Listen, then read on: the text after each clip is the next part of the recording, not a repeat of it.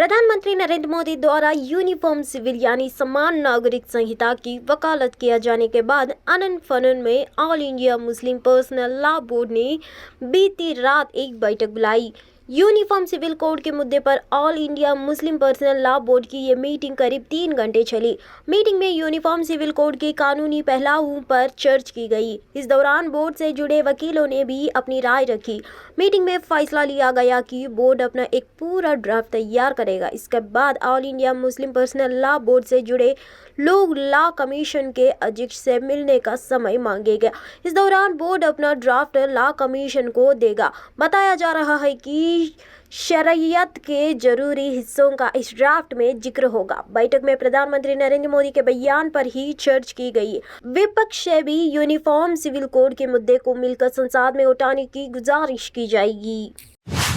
उत्तर प्रदेश के मुख्यमंत्री योगी आदित्यनाथ ने 4 जुलाई से शुरू हो रही कवाड़ा यात्रा और बकरीद को लेकर निर्देश दिया है कि आस्था को सम्मान दे, लेकिन कोई नई परंपरा शुरू ना हो। उन्होंने अधिकारियों से कहा गया कि बकरीद पर तय स्थान पर ही कुर्बानी हो और साफ सफाई का विशेष ध्यान रखा गया। साथ ही कहा कि धार्मिक गतिविधियों के दौरान सड़क आवागमन बाधित कर ना हो। श्रद्धालुओं की आस्था का सम्मान करते हुए कवाड़ा यात्रा मार्ग पर कहाँ भी खुले में मांस आदि की खरीद बिक्री ना हो। मुख्यमंत्री का निर्देश है कि कहाँ भी प्रतिबंधित पशु के कुर्बानी ना हो और शरारत तत्वों से पुलिस कड़ाई से निपटेगी। कवाड़ यात्रा मार्ग पर कहीं भी खुले में मांस आदि का खरीद बिक्री ना हो। ग्रामीणों हो या शहरी क्षेत्र पर्व त्योहारों के बीच बिजली आपूर्ति सुचारू रहे।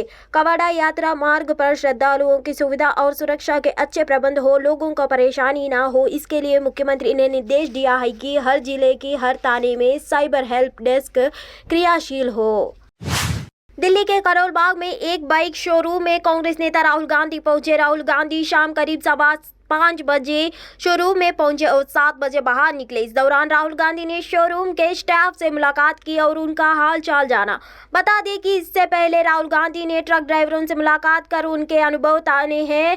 राहुल ने इन लोगों के साथ अपनी बातचीत की तस्वीरें फेसबुक पर पोस्ट की और लिखा, रिंच घुमाना वाले और भारत के पहियों को गतिमान रखने वाले हाथों से सिखा रहा हूँ। कांग्रेस ने भी पार्टी के पूर्व अध्यक्ष की तस्वीरें फेसबुक पर साझा की है, जिनमें वह मोटरसाइकिल ठीक करना सीखते हुए और मैकेनिक से बातचीत करते हुए नजर आ रहे हैं।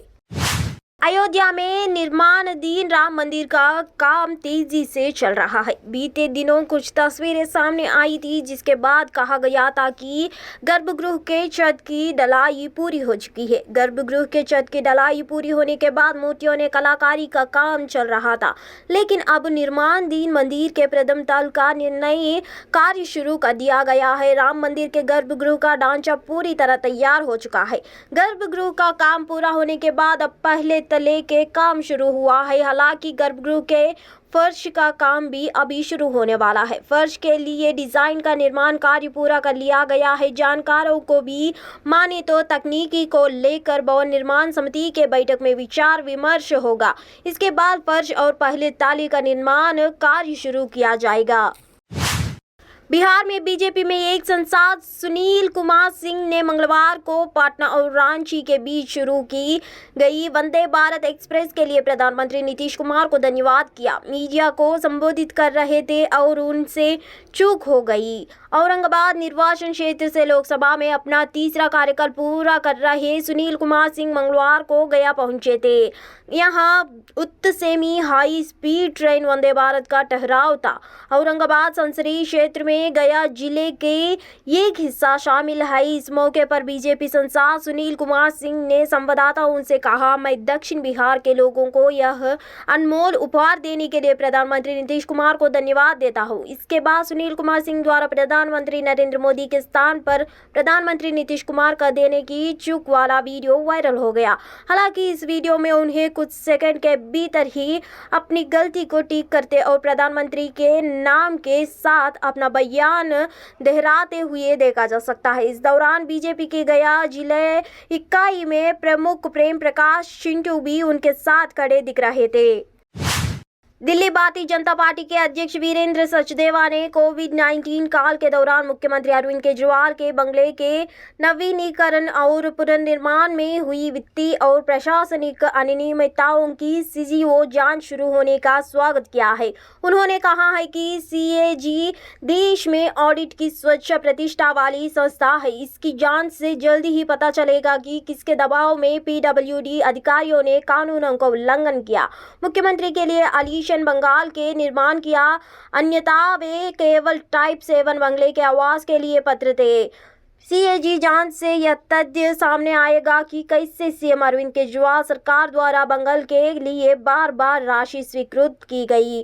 आप सरकार ने ऐसे निर्माण के लिए बजट जारी किया जिसका स्वामित्व शीर्षक स्पष्ट नहीं था। इतना ही नहीं, दिल्ली शहरी काला आयोग और दिल्ली नगर निगम जैसे संबंधित विभागों ने पीडब्ल्यूडी को इस पीएम आवास निर्माण की इजाजत नहीं दी थी। दोनों विभाग के अधिकारियों ने पीडब्ल्यूडी की रिक्वेस्ट को खारिज कर दिया था। लोकसभा चुनाव 2024 के लिए राजनीतिक दलों की तैयारियां शुरू हो गई है और सभी पार्टियों के हर राज्य की जनता को लुभाने में भी लग गई है। लोकसभा चुनाव में 1 साल से भी कम समय बचा है और इसी बीच ये समय भी आ गया है। अब आम जनता सभी दलों के हाव भाव देखते हुए अपना मन बना रही है। ऐसे ही सियासी माहौल मध्य प्रदेश में तैयार हो गया है, क्योंकि यहाँ लोकसभा से राज्य के मुख्यमंत्री का चयन होना है। माहौल के जायजा लेने और मध्य प्रदेश की जनता का मूड जानने के लिए एक सर्वे कराया, जिसमें लोगों से कई सवाल किया गए। एक अहम सवाल ये भी रहा कि साल 2024 में जनता किसके हाथ में देश की कमान देना चाहती है। आइए जानते हैं मध्य प्रदेश की जनता से सवाल किया गया कि अगले साल वह प्रधानमंत्री की कुर्सी पर किसे देखना चाहती है। इस सवाल के जवाब में ज्यादातर लोगों ने नरेंद्र मोदी को अपनी पहली पसंद बताया। वहीं दूसरे नंबर पर राहुल गांधी का नाम आया, जिन पर करीब 18% लोगों ने विश्वास जताया। इसके अलावा योगी आदित्यनाथ को 8% लोगों ने अपनी पसंद बताया और करीब 3% ने कहा कि वह अरविंद केजरीवाल को पीएम की कुर्सी पर बैठाना चाहेंगे। इतना ही नहीं, करीब 14% लोगों ने अपनी राय रखते हुए इन चारों को पीएम चेहरा नहीं माना और अन्य को चुना। राजस्थान के चुनाव में हर बार यहां के पूर्व हिस्से के वोटर्स का मूड समझाना ज्यादा मुश्किल रहता है, क्योंकि पूर्व राजस्थान के वोटर्स का मूड हर बार बदला जाता है। पूर्व राजस्थान में कुल 7 जिले आते हैं। इन जिलों में एमबीसी और मीना समाज का ज्यादा का प्रभाव है। इस बार भी यहां एमबीसी समाज के वोटर्स का मूड बेहद महत्वपूर्ण हो गया है, क्योंकि इस पर खुद गुर्जर आरक्षण संघर्ष समिति के अध्यक्ष विजय बंसोला की कई राजनीतिक इशारे कर चुके हैं। इसका असर अभी बीजेपी पर दिखने लगा है, क्योंकि भरतपुर आ रही बीजेपी के राष्ट्रीय अध्यक्ष जेपी नड्डा की जनसभा में विजय बंसोला की आमंत्रित किया गया है। पूर्व राजस्थान की कमान खुद बीजेपी के अध्यक्ष जेपी नड्डा ने संभाल ली है, क्योंकि साल 2018 के विधानसभा चुनाव में इस बेल्ट में बीजेपी को बड़ा नुकसान हुआ था। पूर्व राजस्थान के बेल्ट में अलवार, भरतपुर, धौलपुर, करौली, टोंक, सवाई माधोपुर और दौसा जिले आते हैं। इन जिलों में कुल 39 विधानसभा सीटें हैं। यहाँ हर बार पर बदलाव हो जाता है। पश्चिम बंगाल की मुख्यमंत्री ममता बनर्जी का हेलीकॉप्टर मंगलवार दोपहर को खराब मौसम के कारण सिलीगुड़ी के समीप सेवकों के हवाई अड्डे पर आपात स्थिति में उतरा, जिसका चलते उन्हें चोटें आई है। कोलकाता में सरकारी एसएसकेएम हॉस्पिटल के एक वरिष्ठ चिकित्सक ने बताया कि बनर्जी को बाएं घुटने के अस्थिबंध और दाएं कूल्हे के जोड़ में चोट लगी है।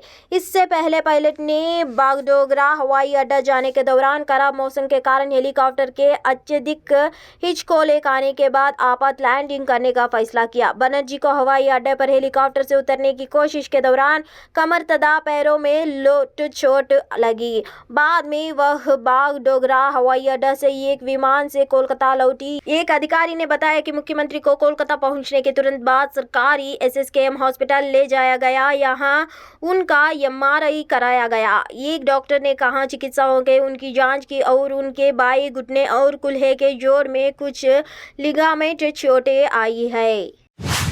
अमरनाथ यात्रा को लेकर केंद्र सरकार की तरफ से तैयारी अंतिम चरण में है।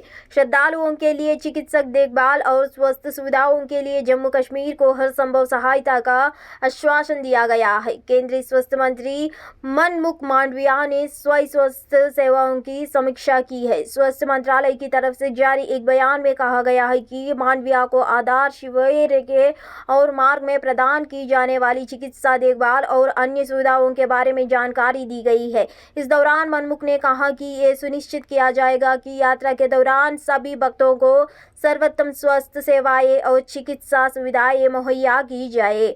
बालटाल और चंदनावाड़ी में 100 बिस्तरों वाला अस्पताल स्थापित किया गया है, जो 7 दिन और 24 घंटे फंक्शनल होगा। डॉक्टरों और स्वास्थ्य कर्मियों की टीम को डिप्यूट किया जा रहा है। इन 24 घंटा संचालित होने वाली इन अस्पतालों में प्रयोगशाला, स्त्री रोग, गहन चिकित्सा कक्ष और हाइपरबैरिक ऑक्सीजन कक्ष सहित जांच और उपचार सुविधाएं होगी। अस्पताल में विशेषज्ञ चिकित्सक तैनात होंगे और इसमें एक स्वतंत्र ट्रॉमा यूनिट भी होगा।